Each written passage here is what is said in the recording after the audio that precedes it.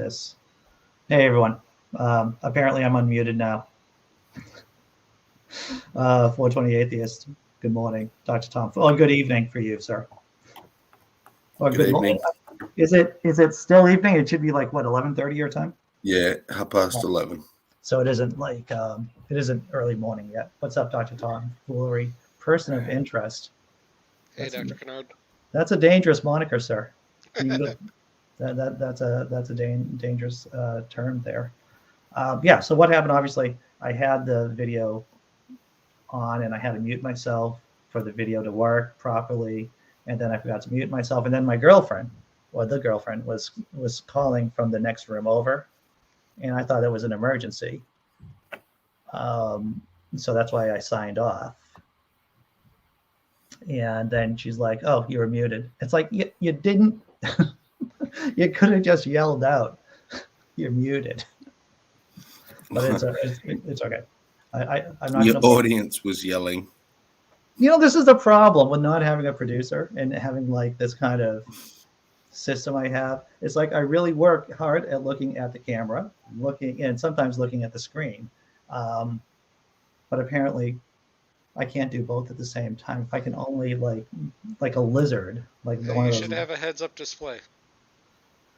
A heads-up display. Yeah. Yep, I should do those things. I should. I'm just hoping for the time that maybe someone who's much more competent than me is like, Andy, we'll just let you just work in the studio. and we'll just treat you like the talent, basically, because that's what every comedian wants, right? Every comedian just wants to basically know where they're working, show up, tell the jokes, and then leave. This is a much more complicated format right here. We can work on Andy's setup. It needs a lot of work. Well, there are limitations. There are limitations, but there is a similarity to how I started blogging too, because I just started on Blogger, and it was a shit platform. Not that my writing's gotten any better over the years, but at least it's on a better platform now. What was it? Oh, it was like Blogger. Okay, must be big. I've never heard of it. It was it was quickly supplanted by WordPress, which is now the platform that the blog is on now. Yeah. The girlfriend, once again, the girlfriend is the smarter one out of the two. Doctor, what's up, Doctor? Simply Secular Dave with a K. How's things on the East Coast this morning? Confusing, obviously, here, right? And you did not screw up the show, girlfriend. This was all me. This was just me, obviously, trying to deal with an idiot in the chat, and then dealing with my own technical issues at the same time. And this is the most disappointing thing about getting old, and this is honest. I figured this out the other day. In the past, my ADHD would allow me to do 5 different things at once, however incompetently. But now as I've gotten older, I can only do like 2 or 3 things at once, and my brain gets jammed up. You have a focus issue. Well, I've always had a focus issue, but the thing is, the focus issue, which has been working pretty well for me, it's now become like more unfocused. It's fallen its way from benefit to hindrance. Is that what you're saying? Yes. See, now I'm reading, and I want. The D says, I don't want to be a weirdo fan or anything, but I keep an eye on Andy's wish list and will help out when I can. Well, thank you very much, D. I appreciate that. I know what, if you're looking for what's on Andy's wish list, it's cash. Andy likes cash. Nothing says I love you like cash. Yeah. Was that American money you were flashing, Dave? Well, yeah. I didn't want to confuse everybody. Right. That's we're grateful for that. I don't even know if I have any Canadian. Oh yeah. What do we got here? We got 10s and 20s. Look at that money. Is that? It is prettier That's money. Pretty. Yeah, that's the Monopoly money. This is our new $10 bill. Ooh. Oh, that's nice. And who is that? Queen Elizabeth II? There? What's that? No, it was a bit. I forget her name now. Jeez, Viola Desmond. Oh, okay. Mm. Yeah, not Okay. in frame completely, but all right. Yeah, all right. Yeah, Viola okay. Desmond. Yeah. It was just flashing in front of me, so I didn't know. Well, what your money lacks in worth, it makes up in prettiness, Dave. Well, I will say, if you notice, it's like see through. Oh yeah, And wow. it's made of plastic, so it lasts about 12 times longer than your dollar bills do. We invented it, Dave. I didn't say we invented it. I just say we use it. Yeah, yeah. Yeah, I know you didn't, but I'm saying we invented it. I gotta take what I can get, man. Well, Sam, congratulations on a crooked fascist being leaving office. Oh, absolutely. Goodbye, bin chicken. So you want to talk a little bit more about what do you know about the corruption? What do you know about the fascism there? Well, she's a liberal, which in our country means the opposite. Yeah. So she's fascist, just right there, just for the party she belongs to. Right. But the corruption was, so there was a bloke, a politician, I believe, who was done for corruption. And it turns out that she was dating, inverted commas, sleeping with him. They had a thing during this whole thing, and she was, well, what's coming out is that she knew all about what he was doing. I'm hoping that what ends up coming out from this is that she was somehow involved as well, and that it's the end of her completely. Well, that's good. Yeah, it's bizarre because it was so sudden and out of the blue, and our media, which is owned by Rupert Murdoch, have done nothing but portray her in this amazing light. Like she should be Times Woman of the Year, and she's this incredible woman of power, and she was doing horrid fascist things like fighting against most progressive things and bills and things, but the media just would not show anything that she did that was negative for her entire term. You got to be really. And now all of a sudden she resigns, and the day she resigned, our big financial newspaper here in Australia, knowing that she was going to resign because the rumors were around, still put out an article with her as one of the foremost powerful people in Australia, and this big write-up on how brilliant she is the day she resigned. You got to be pretty shitty if you have all that backing you and you still suck and you still lose your job. And yeah, it for the last 2 or 3 years, it's been like banging our heads against the wall, thinking she's just going to get away with everything. There's nothing can touch her, but somehow she still managed to fluff it up. Thank God. People are really innovative at being able to shoot themselves in the foot. Well, the important question is, are you replacing them with someone better or just more of the same? Well, it'll be because she's resigning completely from politics, so she's giving up her seat as well. So it's going to mean a big reshuffle of the whole party. They're all going to fight over positions. They're all going to want to take a step up. And this is 10 days before our state comes out of what they're calling Freedom Day, which is the day that lockdowns end because we'll hit 80% vaccination rate. Well done. But we won't have a government to lead us through this transition, basically. Great. So, Wow. What's interesting, and I'm going to share once again how stupid I am, is that I was watching the video clip that you sent me, Sam, and it dawned on me, I bet there isn't just one Australian accent. I bet there are several Australian accents, and people in Australia can identify where a person's from by their particular accent. And that was just like the heavens opening up for me. yeah, not as much as somewhere like Britain, but we do. Essentially, it's almost like the whole country has one accent, except there's a state, Adelaide, have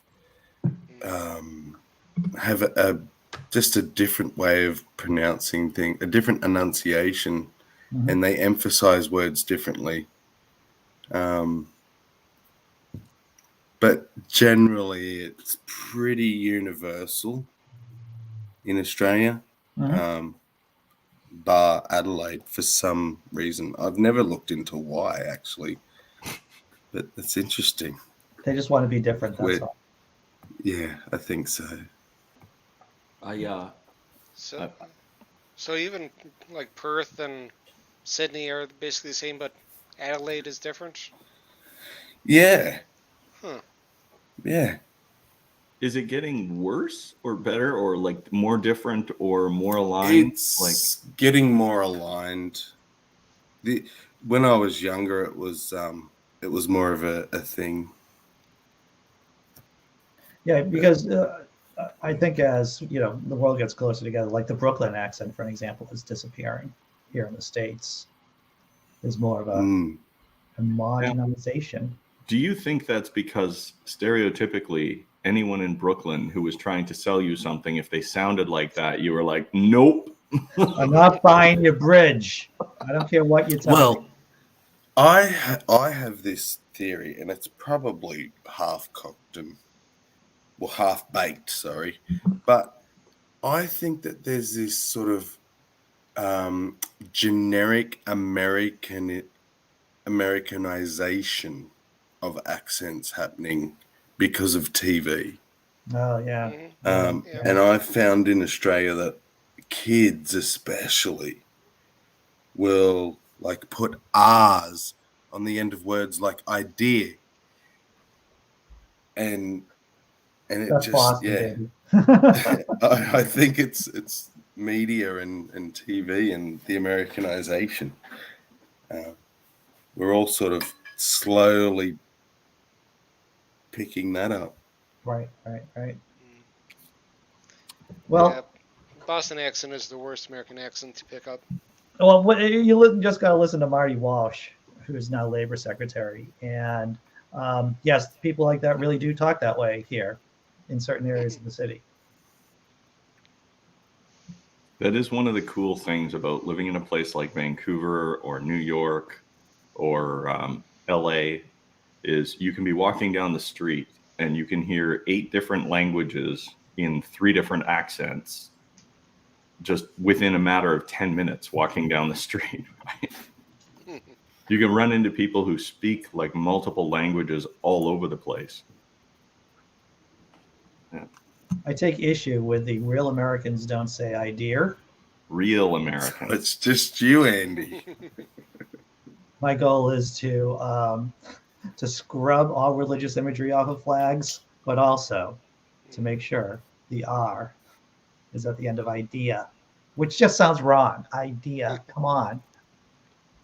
And I thought it was spelled I-D, ear. Ear. It's like they're putting another syllable at the end of I.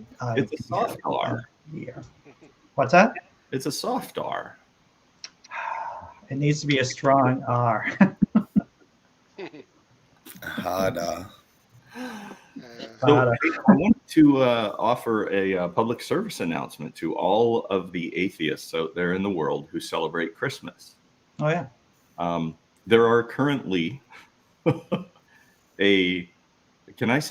I'll say crap ton. There are a crap ton of container ships sitting in the harbors outside of Tacoma, Portland, San Francisco, San Diego, Los Angeles, Vancouver, New York, Chicago, or not Chicago, sorry, Philadelphia.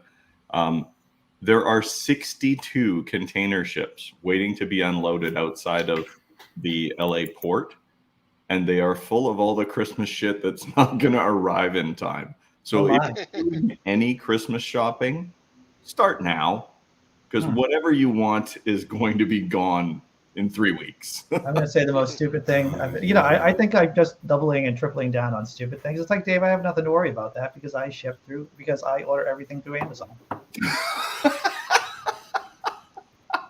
Oh, Andy, you're on mute again. Oh, well played, sir.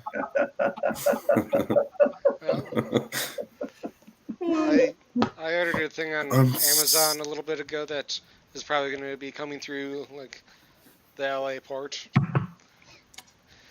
Yeah, it's ridiculously backed up. Yeah, I ordered it like last week, and it said estimated time of delivery late October, early November. Yeah. Well, it's really, difficult to have package tracking. Why will there not be any if there are 60?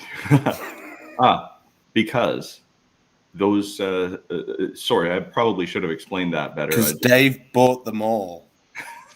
Sounds like someone here on the panel is slacking. I have all the PlayStations. No, it takes days to unload a container ship. And the bigger the ship, the more days it takes. And these container ships sometimes come to port and they'll start in Vancouver. And we will unload. If you've ever seen a container ship, they have cells. So they have bays that are split into 3 cells. So each of those bays has about 190 containers on it. And in a complete shift, the target for how many containers you should be able to take off varies between where they're located, what you have to move to get them, and how far down the dock they're going. But it's between about 12 and 25 an hour. So it varies drastically.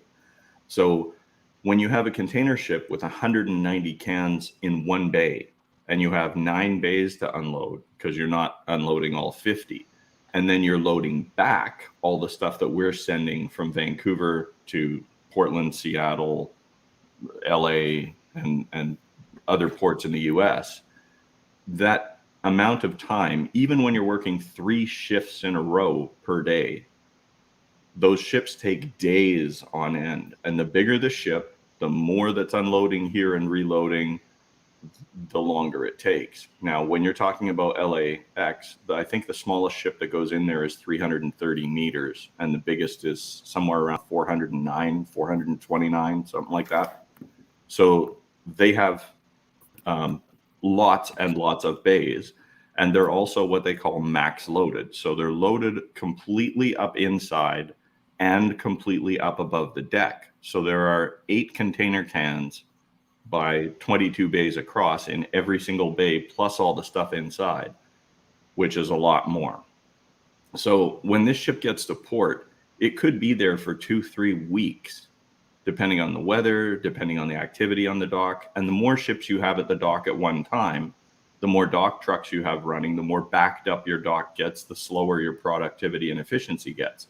So when you have 5 of these ships on the dock, all trying to work at the same time, your productivity drops and it takes longer to unload them. So when you're looking at maybe 5 ships every 2 weeks and more ships are coming over behind these 62 ships, they aren't getting unloaded by Christmas. So I like the new format of this show. You explain things and I ask and say stupid questions or statements. So what you're trying to say... And we all get distracted and forget to listen. Got what I should be doing is to make sure that all of the stuff that I order through Amazon should be coming through an East Coast port.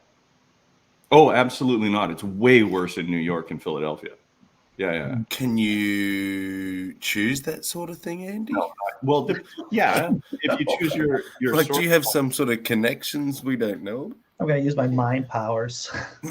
if you order from a place that is on a specific seaboard where it makes logical sense for them to ship things across the Atlantic port, and they do that, it's going to go.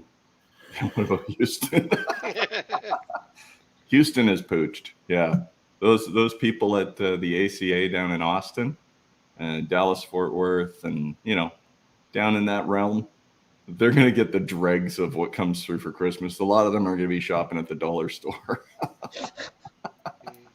A lot of gift cards going out this Christmas.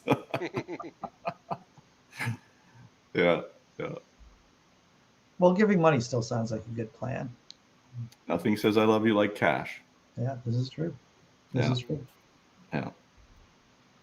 Yeah, I don't think a lot of people realize, like, when you throw a pandemic at a country, it's a bad thing. But when you throw it out globally, like, you have absolutely no control over what's going on at the factory that makes iPhones or PlayStations or Fur Bears, whatever the latest teddy bear thing on the kids channel is, right? Sure. Barbie dolls.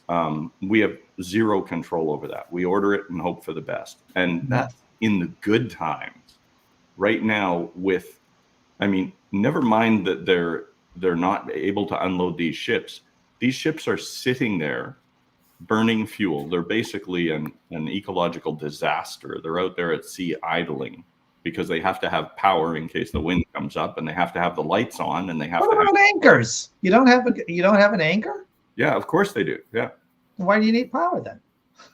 You have to keep the lights on in the harbor, or somebody will drive into you. Remember, there's 62 of these in the harbor waiting to unload. And if they're all over here sitting at port waiting to unload, there's none over there reloading with all the rest of the stuff that's supposed to come over, right? There's just a huge glut in the supply chain globally right now. So you're saying we should buy less stuff? Well, I'm always in favor of, making a gift. I used to work for a craft company. I make jewelry sometimes, and I've made gifts for friends that they say they appreciate because it's handmade or whatever, but who knows? Yeah. So if you haven't, if you're a guy and you're thinking, December 20th would be a good day to start shopping, not this year. Thanks for the heads up, Dave. It is appreciated. Yeah. Luckily, we got our Halloween tree last year, so that's already. We just got to set it up. I'm sorry, Halloween tree? Yeah, we have a Halloween tree. We have little plastic baby heads that light up on the Halloween tree. Can I change the subject just for a second?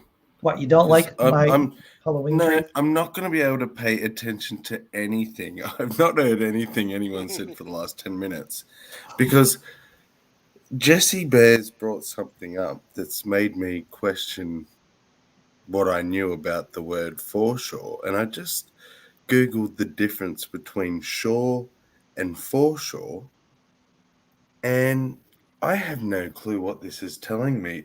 It's late and I'm baked, but tell me if you can help me understand this. So as nouns, the difference between foreshore and shore is that foreshore is the part of a shore between high water and low water, right? Especially the beach exposed at maximum ebb spring tides. Right. So what does that mean? So, okay. There is a part of the shore that's always dry. Always supposed to be dry. Always supposed to be dry unless it's raining. And then there's a part of the shore which has the tide coming in and out, and sometimes it's wet, sometimes it's actually covered with water, and sometimes it's not. So the foreshore is the section that has the water coming in and out, while the regular shore is always dry, unless it's Wow. special circumstances. If you want to put it in I was backwards. yeah, 39 years of life. And no one corrected me. I'm sure people would have looked at me times and thought, what is he going on about? Because I had shit reversed. I think in general parlance, though, the shore is just The whole thing. the whole thing. Yeah, in everyday conversation. you have essentially a shoreline, and then you have a Well, that's essentially why a it confuses me, because the shoreline would have to include the foreshore. Yes. Well, depending on how you divide them up, but yeah. If you So a foreshore is always a shore, but a shore isn't always a foreshore. no, a foreshore isn't a foreshore when the tide's in or when there's a hurricane. That's called the ocean. That was a good, Dave. Gotcha. So there's Okay, actually in Canada, we have the foreshore area, which is a protected environment. You can't build anything on it or do anything. Then we have a shoreline that is semi-protected. Most people can't do anything there, but the city will put in stuff the infrastructure for bathrooms and crap like that. Then behind that is actually where the real estate starts. And that's usually 100 meters off of basically what they call the high water mark shoreline. So there is a discrepancy between all three of them. But at what we call a king tide, I don't know if you guys call it that as well, you will get a tide that actually passes what is geologically known as the foreshore and get up onto the shoreline. But that's... Yeah. But what about a wetland? Now, wet. Here in Minnesota, we basically just have lake shores. Yeah. Mm. In Canada, well, I don't want to brag. But I'm gonna. I imagine the Great Lakes must have some kind of tide. Yeah. So that means they would have a shore and a foreshore too. We have a couple of beaches out here, Long Beach, on the west coast of the island where the surfing is, and it's essentially that. It's a long sloped beach that goes out, and the foreshore area of that is about 1.5 kilometers. We have a place down here in Vancouver called Jericho, and for a long, long time, we live at a river delta, right? So the Fraser River comes down and pukes all this crud. Well, it's not crud. It's silt and sand and debris and biological material. So we have this place called Jericho where you can walk for almost a half hour straight out into Burrard Inlet, and you're only knee high in the water. It's pretty cool. There's guys who do that, like boogie board surfing in the shallows. Yeah, it's pretty cool.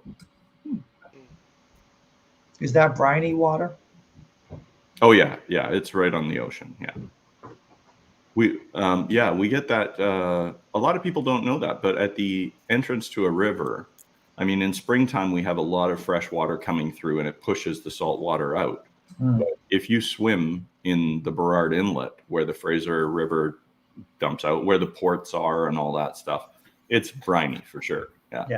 The water mixes quite drastically, and that's just because of the effect of tides. The water comes in, the water goes out, and water levels rise and fall. Very nice. Water comes See, in, you water learn all goes out. kinds of We can't things. explain that. Yep. That's why I love this show. Yeah. And none of that has anything to do with longshore. Nothing to do with longshore. What's that? That's what I do. I'm a longshoreman. Are there also short shoremen? Not that I'm aware of. No. There are short longshore. You're a longshoreman, but what's longshore? Where do you man? I imagine the longshore must have something to do with a harbor. No? Am I just throwing ideas out I there? don't think longshore is a noun per se. I think longshoreman is a person who does that. Maybe it's one of those 19th century words that are no longer used. Yeah. Longshore. Longshore workers. Let's see. So longshore definition, existing on, frequenting, or moving along the seashore. Well, there you go. That's the actual definition right I've there. pretty much been doing that my whole life because I'm from Vancouver and there's water everywhere here. I've been long barring it for most of my adult life. So the Long pubbing. So the long portion of it searched refers the to the time. etymology, and it's a shortening of a longshore, one whose work is loading and unloading ships. Right. Yes. And the girlfriend is correct that semi-salt water or mixed water at the end of a river is called brackish water, and there is wildlife that specifically survives in that brackish water, and there are also fish like salmon and like bull sharks that can survive in both. Mm-hmm. They have a I think is it part of their liver or something? I don't know. It's an internal organ that helps to dissipate the excess salt in their system. Mm-hmm. So when they're in salty water, it pukes out all the salt that they don't need. It's like a salt valve. Like a salt valve. Okay. Yeah. You would think that'd be kidneys, but I have no idea. I have no idea about how It could be. I'm not entirely sure what the biology of it is. I just know that there are fish that swim in the ocean for most of their life, and we have tons and tons of salmon here, and they swim up the river into the clear water and breed up in the hills. Yep. And die. And then the bears eat them, and the eagles. Oh man, they feast on them. If you, it's the safest place to stand if you're ever near a bear is next to a river with a bunch of salmon, because they're like, I just ate. I don't want to chase that human down. Oh well, I'll have another 10 salmon. Well, that's why I bring cans of salmon with me when I'm out in the woods. Not a bad idea. Yeah. Oh shoot! Did I miss the? I'm waiting on dispatch this morning. Speaking of, well, you were talking so much about shores and the foreshore, and the coast shore. Yes, and the I like working foreshadowing. on the ships, though. I mean, it is fun work. It's exciting. It keeps you on your toes. It's good to get out there and put in like when you're working on a steel ship or you're working in the rail yard. You're like putting in a good day's work, right? There's a little bit of exercise involved. There's a little bit of accomplishment when you send out a 6 kilometer, 7 kilometer long train at the end of the day. I'll take your word for it. I have no reason not to believe your internal, state of being with that. Yeah. Cans of salmon attract bears only when they're opened. Yeah, don't go. If you ever go camping in British Columbia, here's some free advice. Don't take a whole bunch of blackberries with you, and don't have a salmon sandwich in your backpack. Well, I thought you said there should be lots of salmon around to keep the bears occupied. Well, not everywhere. I mean, only in the rivers. If you go up halfway up a mountain, between two rivers, Dave, I'm not gonna bring salmon sandwiches just to throw in the river. I'm not gonna do bears that. are like the mob. They will disappear your ass in a heartbeat. We're just like cattle or pigs or something to them. Yeah, this tastes like that wild boar I ate a few weeks back. Yeah. Oh, hey, I should mention that I'm doing Atheists Drinking Out Loud tomorrow night at 5 p.m. Oh, right on. Yeah, I don't think I've heard back from Neil, but I think he's in. I'm sure that Seamus is in, and we're still looking. You know that Neil's a one drinker, like one beverage. He's limited, so right. I might have to drop by and tag in for him at some point. Yeah. Well, we are officially looking for a fourth, Dave. If you want to pop in to be our fourth. Well, if I'm not working, I have lots of tequila. Okay, that's good. That'll be fun. What time does that go? 5 o'clock? 5 p.m. Eastern. 5 p.m. Imperial time. 2 in the afternoon here. That's early to be hammered. Dave, that's the best time to be hammered. That's the best time. dispatch isn't till about 3:30. So, Oh, Yeah, man. Andy wants to be done and having dinner by 5 p.m., man. Come on. Mhm. the girlfriend wants him to have some time to recover before bed. well, usually it just, there's not much recovery, to tell you the truth, until the next day. It's just that and then bed. It's just that, and some kind of blacked out experience there, starting from about 4 o'clock on my time. Do you recall her walking up to you on drinking out loud days and just going, "Stay hydrated, buddy"? I think she leaves me. Well, sometimes she brings me up drinks, which has been, which is good actually. She's been fully supportive of atheists drinking out loud. That's very nice. She Yeah. sounds like a wonderful person. I mean, all the things you tell us about her. Yeah. We had our 3-year anniversary just the other day, actually. Yeah.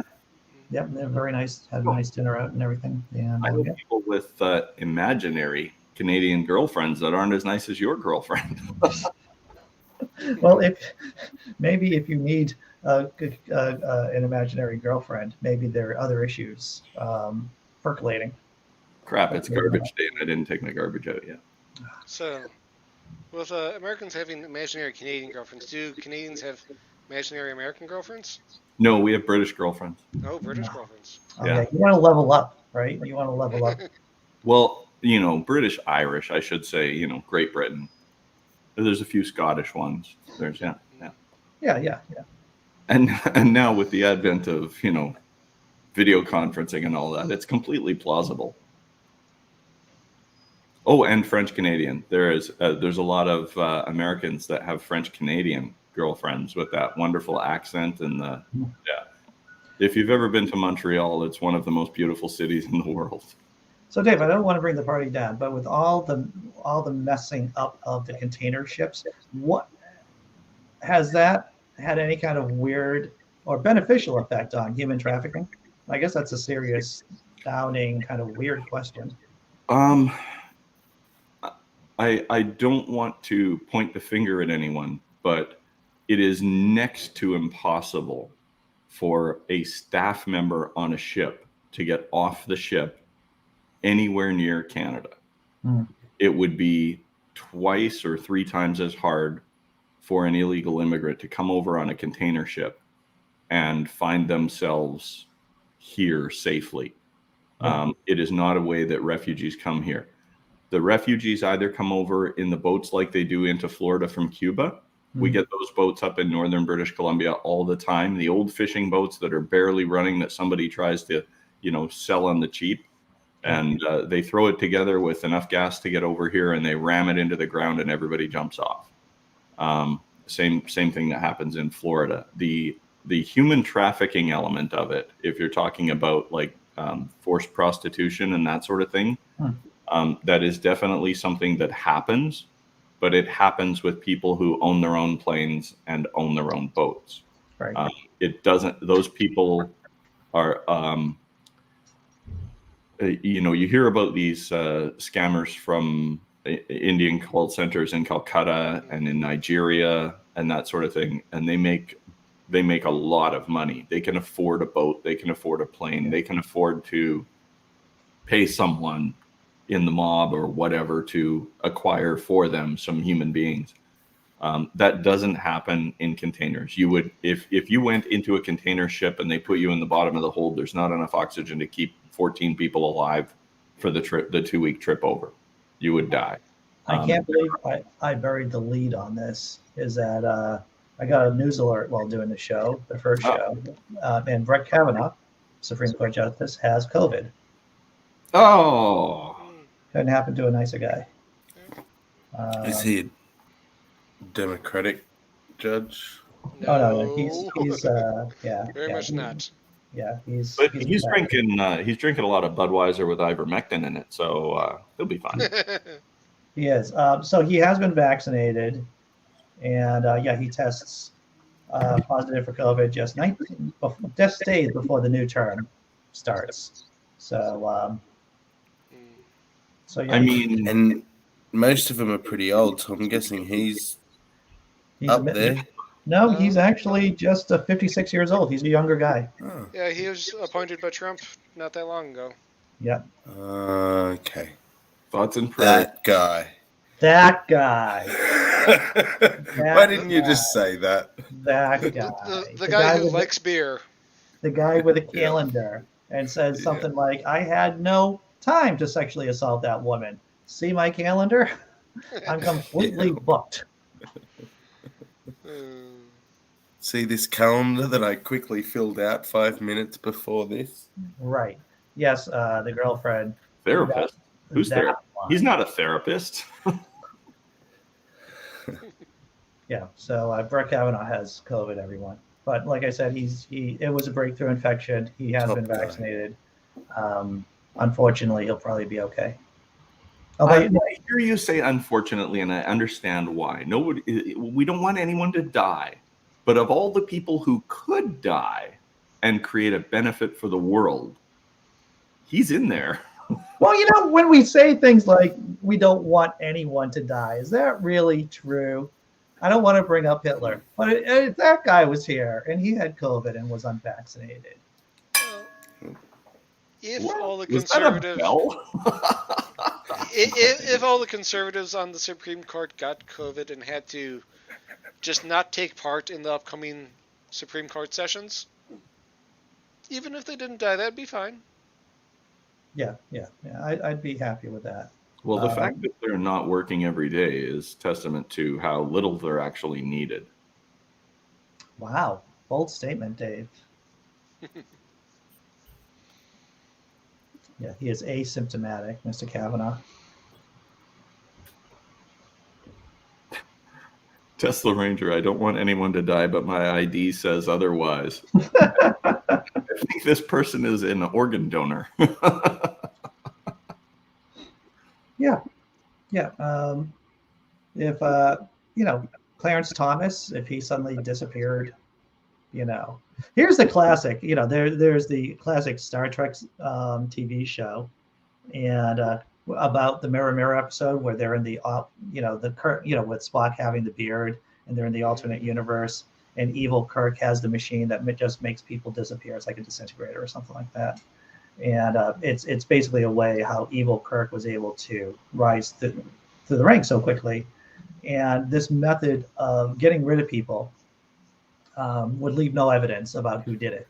It would just be like magically just pop someone out of existence. And it's an interesting moral question about if you had that power, if you just had the power to press a button and make someone disappear with no one knowing except for you, how often would you use it? we posed that question on the daily on a Facebook thing about if you had the ability to poof one person out of existence painlessly, but just and as of today, gonzo, they've been disintegrated or whatever, would you do it?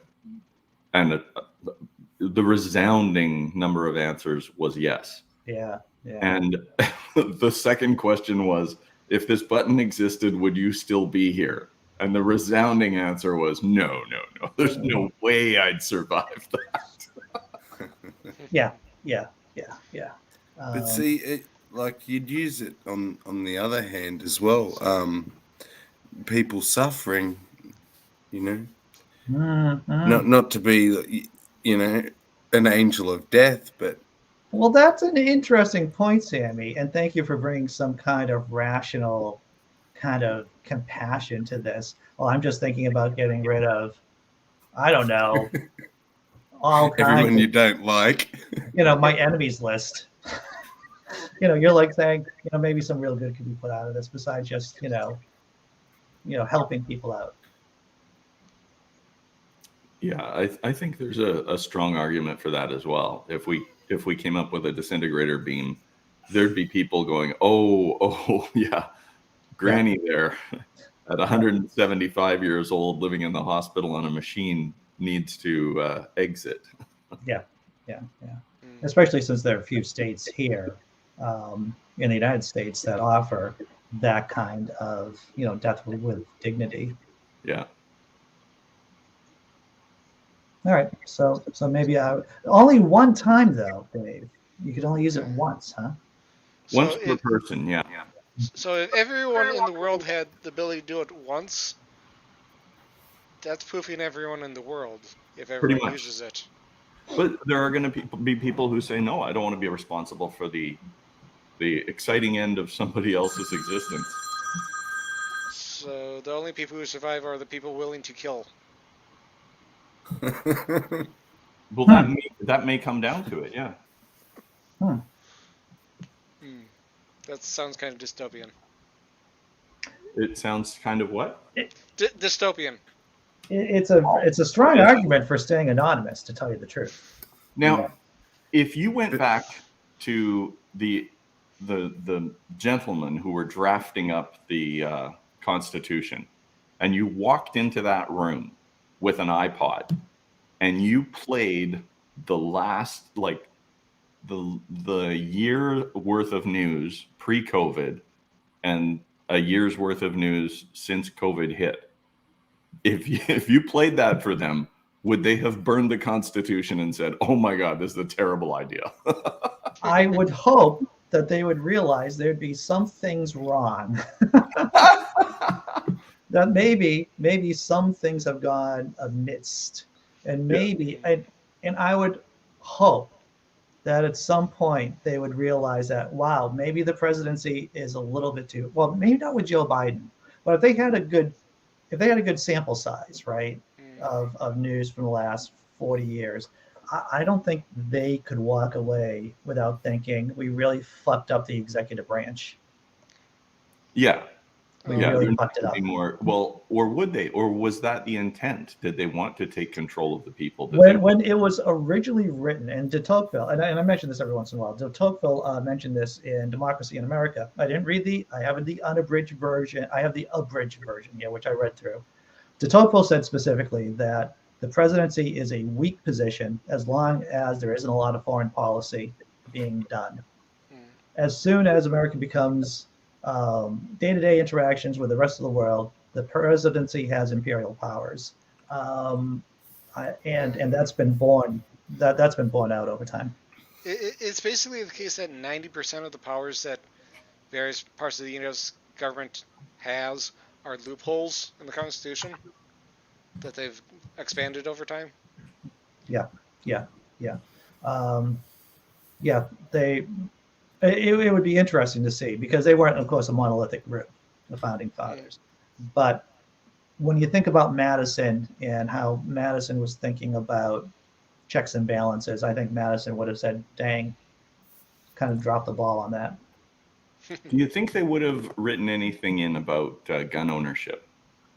Knowing, like, if we could show them the data on what's going on in places where there is gun restriction. Well, Jefferson seems to be a pretty rational person who wrote the Bill of Rights, right? He wrote the first 10 amendments. Jefferson seems to be a fairly reasonable person, as long as it didn't get down to slavery and about race. So maybe upon looking at the data for a good period of time, he would say, yeah, people just can't handle big boomsticks that go boom a lot. Well, and I mean, if you are in power, if you are in office, and you give the people, the voters, you give them the opportunity to form a militia and overtake the government, isn't that kind of a mistake? Well, yeah, it was a very different world back then, because professional armies, it was in the 18th century. Let's remember, the United States didn't have a real standing army for quite a while, because people were afraid of militarism, and because when you look at history, it's the guys with guns who ruin it all.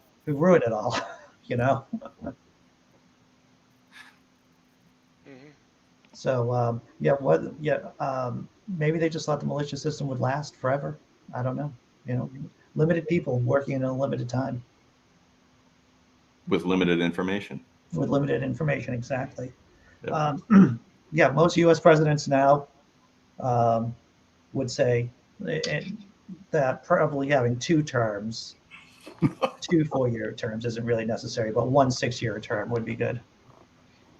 Oh no, I think there's things that you could explain to them as far as gerrymandering and PACs and super PACs and Well, they understand. They would understand, these cliques, right?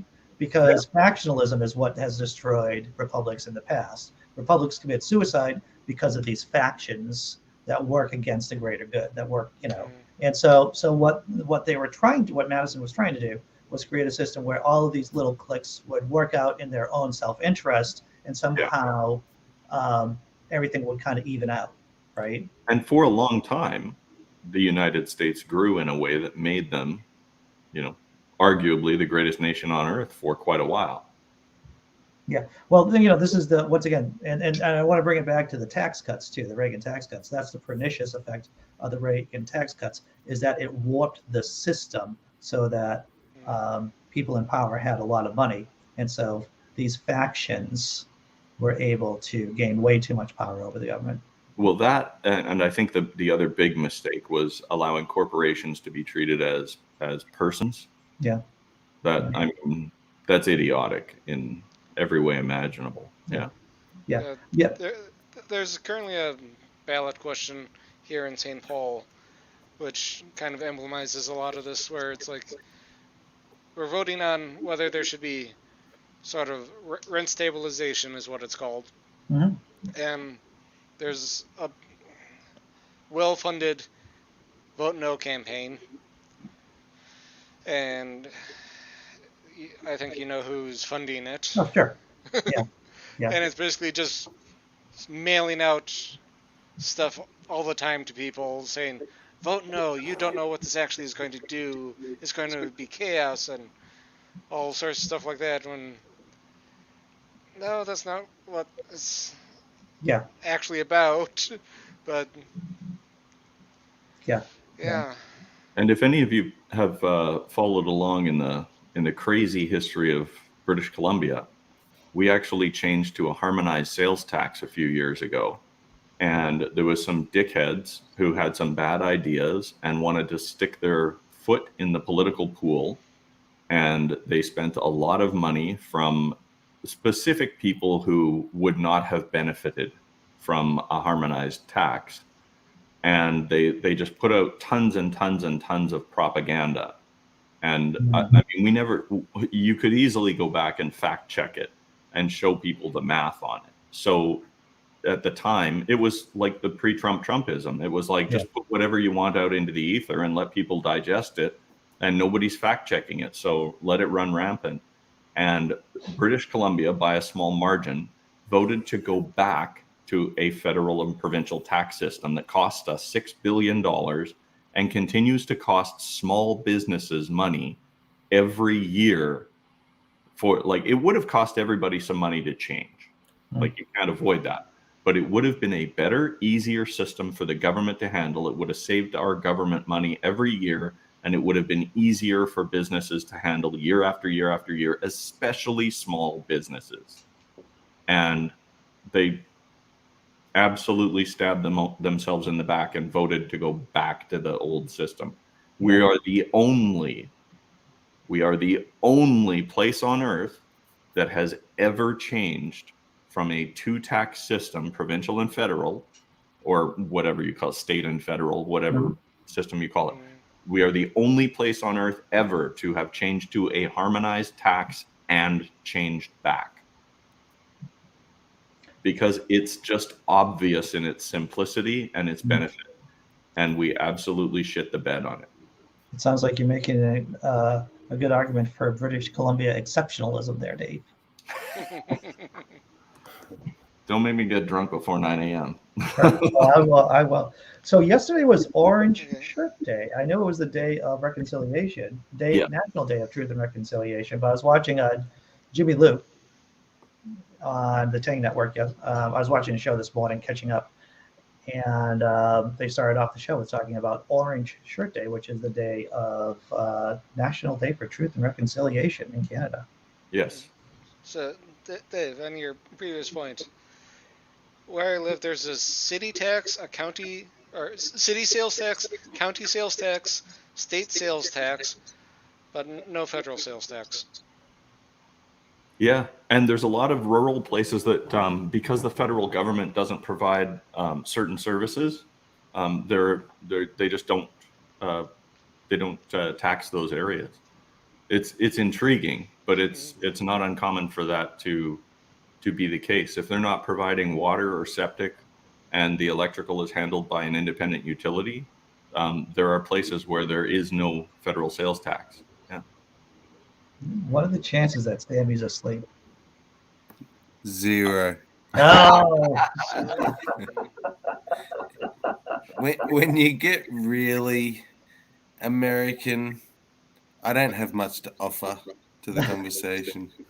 You could talk about But sales I like tax. to listen. Yes, Sammy, you could Yeah. talk about Australian sales tax. It's pretty mundane. We just got ours back in the early 2000s, and it stayed where it is, 10%. It's never moved. I think there has been talk of it going up quite a bit, but I probably read that on Facebook, so I put no stock in it. well, we Hey, started. Sammy, did you guys have a Indigenous Peoples Day for Truth and Reconciliation? Did you have something like that in Australia? We have Sorry Day, and then we have a whole week we call NAIDOC Week. Did you just say you have a day called Sorry Day? Yeah. That sounds incredible. You know, I don't know how official that day is, or whether it's just something that's like I don't know that it's actually an official day, or whether it's just something that the population has took upon themselves.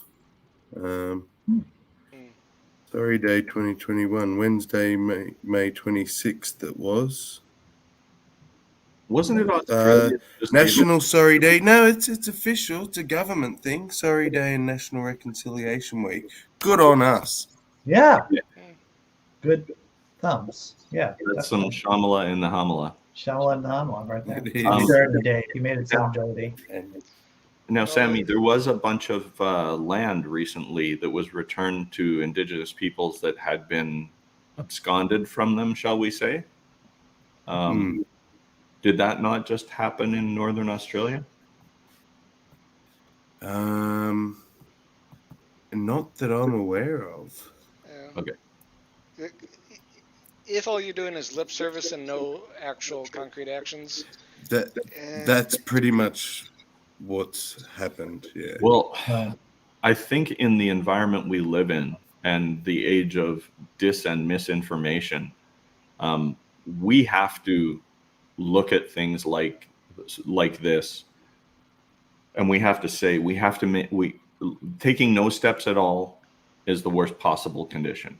So when we take a step in the right direction and we put a national day up there, when we make people aware of what's happening, when we have in Canada, it's pathetic. We had the news item that was first thing out of every news report on 128 children being dead in Kamloops, I think it was. Since then, the number has grown to thousands, and nobody is talking about this on the news, right?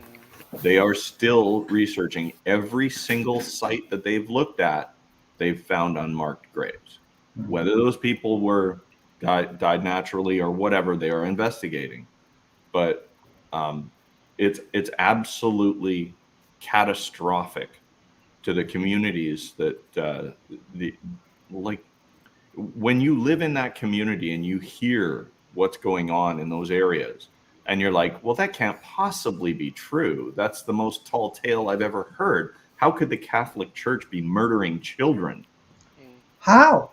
They're so good people. Right? Like, yeah. And even if they, quote unquote, died naturally, if there's a disproportionate number of people dying naturally under your care, that's of concern too. Yeah. Well, I Right. don't think that counts as dying naturally if it's disproportionate. Well, if they die from negligence, but by natural, that's a horrible argument right there. Whatever I was going to try to say, that's a horrible There is argument. such a thing as criminal negligence, and Yeah. there is such a thing as genocide, and I don't know where we draw the line on this one. Mhm. So Yeah, for the so- time, Basically, So just because you call it natural causes,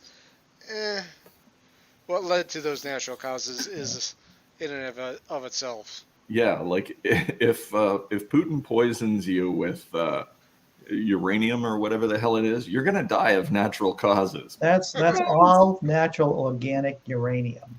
Yeah. You can use it right there. Only the best isotopes and electrons and radiation. Dee and Andy, part of the reason that we have this day, and it was made easier because it is all lip service. Like, I didn't even know we'd been doing it since, not Sorry Day, but we've been having a week of reconciliation since 1998. Well, Yeah. that's a load of baloney, because we don't do anything. There's no national like anything.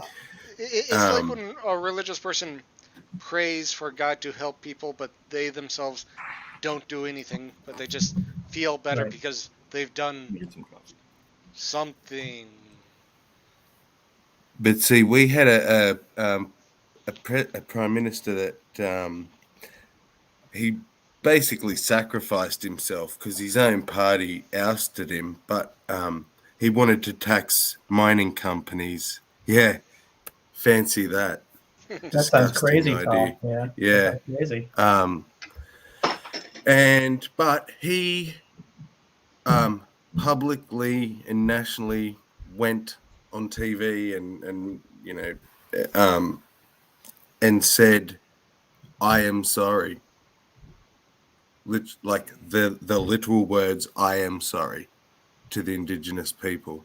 And I just wonder if there's been any other leader of in the free world who has actually not done deals or given them this or given them land back, said the words, "We are sorry." You got to say the words, and you got to Has that make it right. happened before? I don't know. I don't know, but that's the two things, right? You gotta say the words, and you have to walk the walk, and you have to talk the talk. You have to talk the talk and walk the walk. All those things. Hey, on that note, I'm gonna have to close the show down because I have to go to work. So say good shalom. Life. Yeah, I know it gets in the way, right? But shalom hamala. I will be doing atheist drinking out loud tomorrow, 5 p.m. Should be fun. Shalom. Take care, everyone. Thanks, panel. Thanks, chat. Thanks, watchers, observers, lurkers.